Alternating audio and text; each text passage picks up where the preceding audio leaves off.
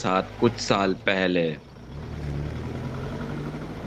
उस समय हम लोग घूमने गए थे ऋषिकेश। चलिए मैं आपको खुलकर ही बताता हूँ। सुबह से ही मैं काम में बिजी था। कुछ ही समय के अंदर शुभेंदु का कॉल आता है। उसने बोला कि मृणाल ऋषिकेश जाना चाहता है। वो जानना चाहता है कि हम लोग उसके साथ जाना चाहते हैं या नहीं। अचानक ऋषिकेश? बात क्या है भाई? तुझे पता नहीं? अरे यार, ऑफिस के काम में बिजी था। अरे, मृणाल के नाना जी गुजर गए। अस्थिया विसर्जन के लिए कल जाना पड़ेगा। वो तो गांव में रहते थे ना। मृणाल भी वही है क्या? हाँ, 2 दिन पहले नाना के घर गया था। वापस आने के एक दिन पहले ही वो गुजर गए। सुनकर मन बैठ गया। मैं जब जब मृणाल के नाना के घर गया हूँ, बचपन से ही मैं उनके पास काफी कहानियां सुना करता था। उनके काफी करीब था मैं। शुभेंदु से मैंने कहा, हाँ मैं जरूर जाऊंगा, तू उसको बोल के बंदोबस्त कर दे। शुभेंदु के फोन रखते ही कुछ समय बाद ही मेरे फोन में टिकट का नोटिफिकेशन आ गया था। काम समेट कर मैंने 2 दिन की छुट्टी ले ली। अगली सुबह हम लोग स्टेशन के लिए रवाना हो गए। मैं आपको ट्रेन की जर्नी की कहानियां सुनाकर नहीं पकाना चाहता। इससे बढ़िया मैं आपको सुनाता हूँ उस घाट में हमारे साथ क्या क्या घटी थी। हम लोग एक छोटे लॉज में आकर रुके। महीने के आखिरी का समय था। पैसे की कमी हो रही थी तो इसलिए एक छोटा सा लॉज बुक कर लिया था। रूम के अंदर एक बड़ा बिस्तर, एक अलमारी और एक छोटा टेबल था। मृणाल अपना सामान रखकर घाट की तरफ निकल पड़ा। कल सुबह वो ब्रह्मा मुहूर्त के समय अस्थियां विसर्जन करना चाहता है। आज बंदोबस्त करके रखने से कल दिक्कत नहीं आएगी। मृणाल के निकलते ही हम लोग थोड़ा आराम करने लगे। इसी बीच मृणाल का कॉल आया। उसने कहा कि उसे आने में थोड़ी देरी होगी। उसने हमें शाम की आरती देखने के लिए कहा। मैंने भी सोचा सही कह रहा है, घर में बैठ के करेंगे भी क्या। इसलिए हम लोग भी निकल पड़े घाट की तरफ। गंगा आरती की वो भव्य दृश्य, ओहो, आज भी नहीं भूल सके हम। गंगा नदी में हजारों दिए जल रहे हैं।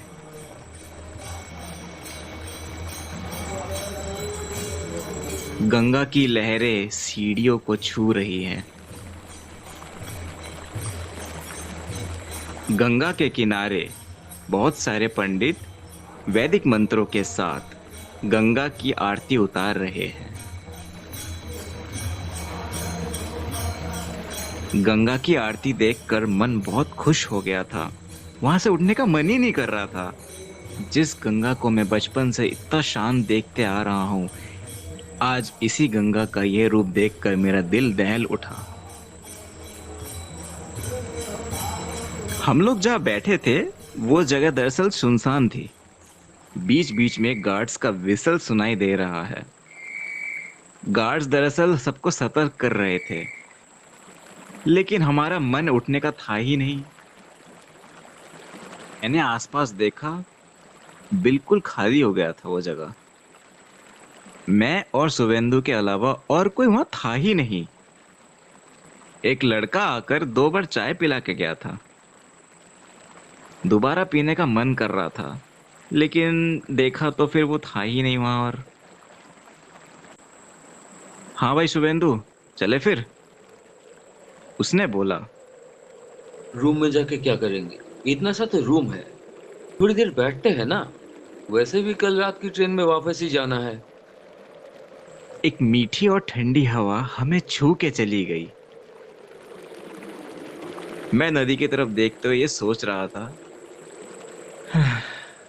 अगर उठे तो सुबह और नहीं उठे तो यमलोक। वैसे भी हम इस जीवन में क्या क्या नहीं करते। अचानक शुभेंदु मुझे धक्का देके कुछ दिखाने की कोशिश करता है। क्या हुआ? उधर देख। उस तरफ मुड़कर देखा। हम लोग जहाँ बैठे हैं, थोड़ी ही नीचे, जहाँ पानी का लहर काफी तेज है, वहाँ एक महिला एक छोटी बच्ची को गोद लेके बैठी हुई है। गंगा की लहरें उन्हें करीब करीब भिगा दे रही थी। मैं उठकर उन्हें सतर्क करने ही वाला था कि शुभेंदु ने मेरा हाथ थाम लिया। माँ बेटी अपने तरह से समय काट रहे हैं, तू उनको परेशान क्यों करना चाहता है? भाई, वो खतरनाक जगह है, एक लहर आते ही वो बह सकते हैं। अरे ठीक है, वो बच्चे अकेली थोड़ी ना है, उसकी मम्मी उसके साथ है। बच्ची ने अपनी मम्मी को कैसे जकड़ के रखा है? मैंने और कुछ नहीं कहा। शहर की रोशनी गंगा नदी के ऊपर पड़ रही है। जब से माँ और बेटी वहां आई हुई हैं, मेरा मन शांत नहीं बैठ रहा। शुभेंदु को मेरी दिक्कत का पता चल गया था, इसलिए उसने बोला, उफ, तुझे शांति नहीं मिलेगी ना, चल जाके देख के आते। हम लोग नीचे जाकर उनके थोड़े करीब आके बैठ गए, लेकिन हमारे आने से उन्हें कोई खास फर्क नहीं पड़ा। माँ और बेटी एक ही तरह से गंगा नदी की ओर देखे जा रहे थे। शुभेंदु ने मेरे कानों में फुसफुसाते हुए कहा। अब उसका हाथ थामकर मैंने कहा, रुक जा, मुझे कुछ ठीक नहीं लग रहा, हो सकता है कल सुबह ही। बात खत्म होने से पहले ही शुभेंदु ने मेरा हाथ पकड़ लिया। मैंने देखा, वो महिला हमारी तरफ देख रही है। अंधेरे में उसकी शक्ल ठीक से दिखाई नहीं दे रही थी। जो रोशनी आ रही थी उससे ये लग रहा था कि महिला करीब 35 वर्ष की तो होगी। छोटी बच्ची बिल्कुल भी नजर नहीं आ रही थी, लेकिन ऐसा लग रहा था जैसे वो एक गुलाबी गुड़िया है। नजरें मिलते ही मैंने उनको नमस्ते बोला। आप लोग कहाँ से हो? कलकत्ता से। ओह, आप बंगाली हो? उस महिला ने कुछ कहा कि नहीं, ये समझ में नहीं आया मेरे को। शुभेंदु बोल उठा, हम लोग भी कलकत्ता से ही आए हैं, हमारे एक दोस्त की नाना जी की अस्थियां बहाने। महिला ने अपना सर हिलाया। शुभेंदु ने बच्ची की तरफ देखते हुए बोला, कौन सी क्लास में पढ़ती हो? मैं तीसरी कक्षा में पढ़ती हूँ। छोटी बच्ची अपनी माँ की गोद में और सिकुड़ गई। आप लोग घूमने आए हैं? हाँ, ऐसे ही। काफी बातचीत होने लगी। धीरे धीरे दुकानों की लाइटें बंद होने लगी। शुभेंदु ने धक्का देते हुए कहा, चल, बहुत देर हो गई है, अब मृणाल भी वेट कर रहा होगा। हम लोग उठने ही जा रहे थे कि अचानक शुभेंदु ने पूछा, आप लोग नहीं जाएंगे? कोई बात नहीं, आप लोग जाइए।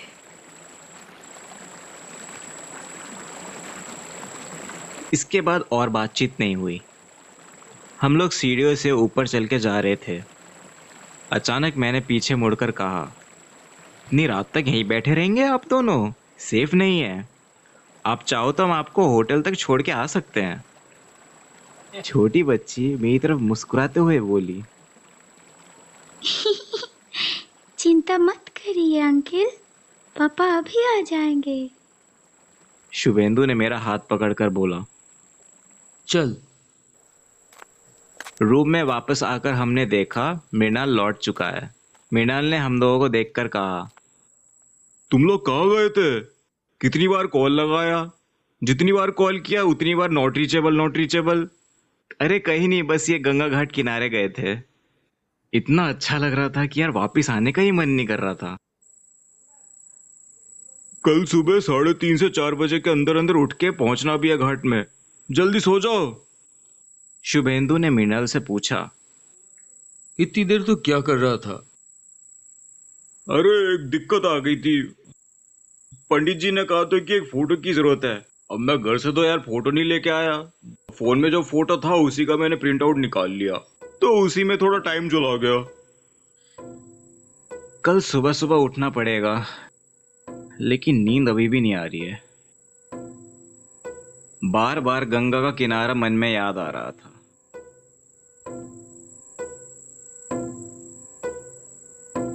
नींद जब पूरी तरीके से टूट गई, तब घड़ी में रात के 2:30 बज रहे थे। शुभेंदु को मैंने धक्का दिया। देखा तो उसे भी नींद नहीं आ रही थी। हाँ भाई, जगा हुआ है क्या? हाँ यार, नींद नहीं आ रही है। लगता है इस गद्दी में दिक्कत है। पूरी रात नींद नहीं आई। मृणाल गहरी नींद में सो रहा है।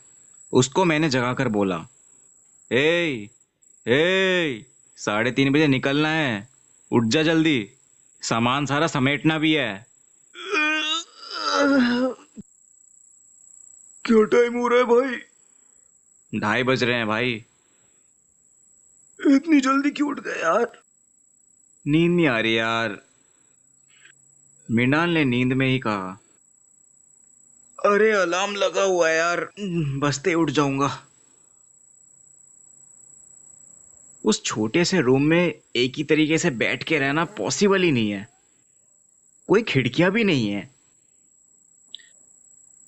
दरवाजा खोलते ही सामने नजर आया कुछ दरवाजे जो बंद पड़े हैं। मृणाल ने तकिए में मुंह घुसा के कहा, तुम लोग गंगा किनारे जाके वेट करो, मैं बस आता ही हूं। मृणाल का सुझाव बढ़िया लगा। शुभेंदु और मैं फ्रेश होकर गंगा किनारे की तरफ निकल पड़े। कल जहां हमने इतनी रोशनी देखी थी, आज वहां काफी अंधेरा छाया हुआ है। कहीं दूर एक दुकान की रोशनी पड़ रही है। उसी की रोशनी गंगा नदी के ऊपर पड़ रही है। चारों तरफ इतना सन्नाटा देखकर मन बिल्कुल शांत हो गया है। सुबह की हवा भी काफी ठंडी बह रही है। घाट की सबसे ऊंची वाली सीढ़ी के ऊपर खड़े होकर मैंने लंबी सांस ली। बड़े से एक बरगद के पेड़ के नीचे कल वाला वही लड़का जिसने हमें चाय दी थी, वो वहां बैठा हुआ है। क्या रे, तू रात को सोता नहीं है क्या? उस लड़के ने मुस्कुराते हुए कहा। अरे भैया, अगर मैं सो गया तो फिर चाय कौन पिलाएगा? मैंने उससे पूछा। तो लोग कब आना शुरू करते हैं यहाँ पे? उस लड़के ने आसमान की तरफ देखते हुए पता नहीं क्या सोचा। अरे बस आने ही वाले हैं आधे घंटे में। आप लोग सुबह का सूर्य उदय देखिए, मन भर जाएगा। तू रोज देखता है? मैं तो यहीं रहता हूँ, रोज देखता हूँ, फिर भी मुझे बहुत अच्छा लगता है। मैंने पॉकेट से 50 रुपए का एक नोट देते हुए कहा, ये ले, ये रख ले भाई। लड़के ने कहा, अरे अरे ये सब मत कीजिए, क्या जरूरत है इस सब चीजों की? मैं अपनी मेहनत से जिंदगी में आगे बढ़ना चाहता हूँ। उसके सर पे हाथ फेरते हुए मैंने कहा, जरूर जाएगा। चाय खत्म करके हम लोग वहीं पे जाके बैठने की सोच रहे थे, तभी अचानक शुभेंदु ने मेरा हाथ पकड़ लिया। अरे अरे क्या हो गया? आंखों के इशारों से ही शुभेंदु ने दिखाया, माँ और बेटी वहीं के वहीं बैठे हुए हैं। हम लोग चौंक उठे। हम लोग बेझिझक वहां जाके बैठ गए। आप लोग इतनी सुबह सुबह? मैंने देखा वो छोटी बच्ची मुस्कुरा रही थी। शुभेंदु ने कहा, आपकी बेटी तो बहुत अच्छी है, सूर्योदय देखने इतनी सुबह उठ गई है। वो महिला हमारी तरफ मुड़कर देखती है। उसकी शक्ल पे नजर आ रहा था कि वो काफी थकी हुई है। उसकी बेटी ने अपनी माँ को दोनों हाथ से जकड़ लिया। शुभेंदु ने मेरे कान के पास आकर कहा, भाई, मुझे ना कुछ ठीक नहीं लग रहा। मैंने हिम्मत के साथ पूछा, आप लोग कल रात होटल नहीं गए? उस महिला ने न सर हिलाकर ना बोला। पूरी रात यही बैठे थे? उस महिला ने और कोई उत्तर नहीं दिया।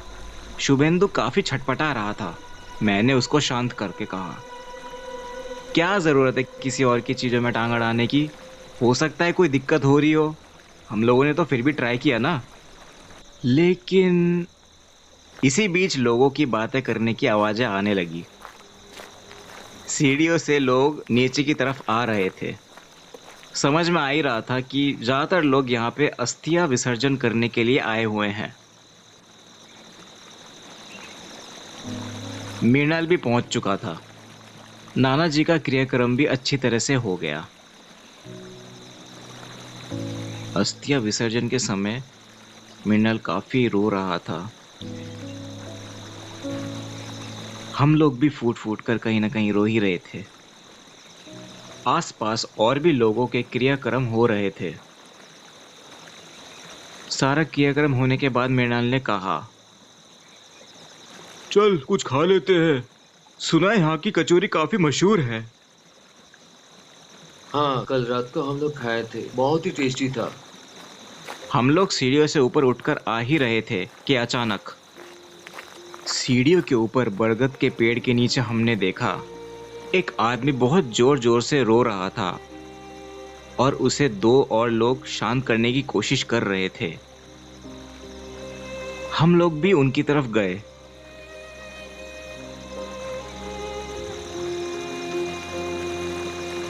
तुम दोनों वहां कहाँ जा रहे हो? कचौरी की दुकान तो इधर की साइड है।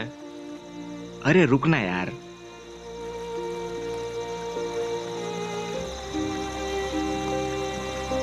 अरे ये सब तो यहाँ होता ही रहता है। चल फिर भी अगर तू कह रहा है तो चल के देखते हैं।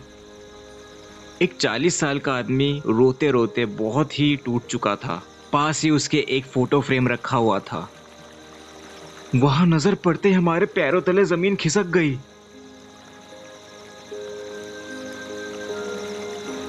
फोटो में जो माँ और बेटी की तस्वीर लगी हुई है, उन्हें आज सुबह ही हमने देखा था।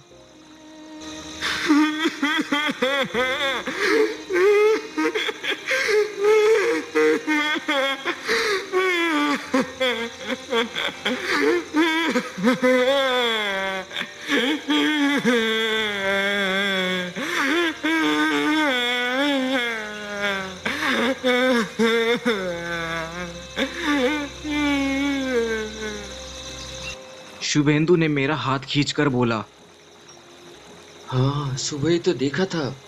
हाँ भाई, मुक्ति पाने के लिए वो कल रात से यहाँ बैठ के इंतजार कर रही थी। हम लोगों की हालत देखकर मृणाल भी चौंक गया था। हम लोगों के हाथ पैर सुन्न हो गए थे कि हम वही सीढ़ी पर बैठ गए। शुभेंदु, तू रुक, मैं आता हूं। मैं तुरंत दौड़ कर गया उसी घाट के किनारे जहां माँ और बेटी बैठी थी। सूरज अब कुछ ही देर में उगने वाला है। आसमान का रंग सोने जैसा हो गया है। उसी कोमल रोशनी में मैंने देखा वो आदमी गंगा में अस्थियां विसर्जन कर रहा है। सूरज की कोमल रोशनी में ऋषिकेश के इस पवित्र घाट में माँ और बेटी हवा के साथ धीरे धीरे विलीन हो गए।